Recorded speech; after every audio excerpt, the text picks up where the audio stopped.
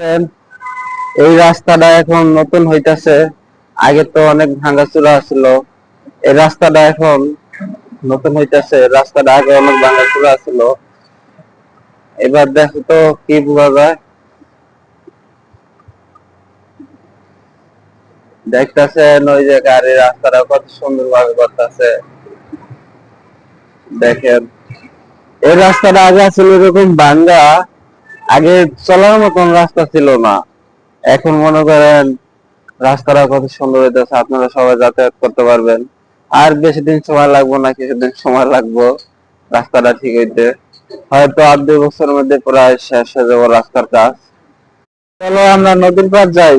আসসালামু আলাইকুম গাইজ, দেখতেছেন নদীর পারে যে ব্রিজটা দেখো। এই ব্রিজটা দেখছেন জনগণের লেগে কিভাবে কাজ চালু করছে। আপনারা ব্রিজের কাজ পুরোপূর্ণ এখনো শেষ হয় নাই।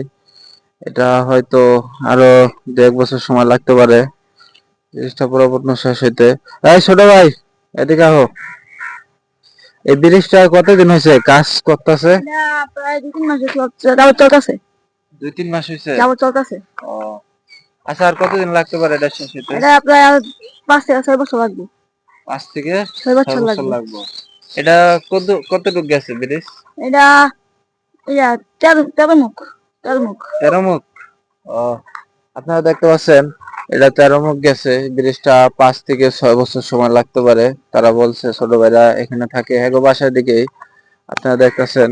আর এই যে একটা ইজতেমার মাঠ আপনারা দেখতেছেন, ঈদের পরে মনে হয় ইজতেমা শুরু হবে। এবার তো আর ইজতেমা হয়েছে ছোট ভাই, এবার ইজতেমা শুরু হয়েছে। রাস্তা মাহায় জোর হয়েছে, এবার মেন রাস্তা মাহায় নেই, বড় রাস্তা মাহায় নেই।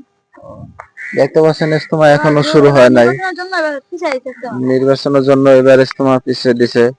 হয়তো শুরু হইব ঈদের পর, কইছিল আর কি শুরু হইব। দেখি ইনশাল্লাহ কি হয়। আচ্ছা।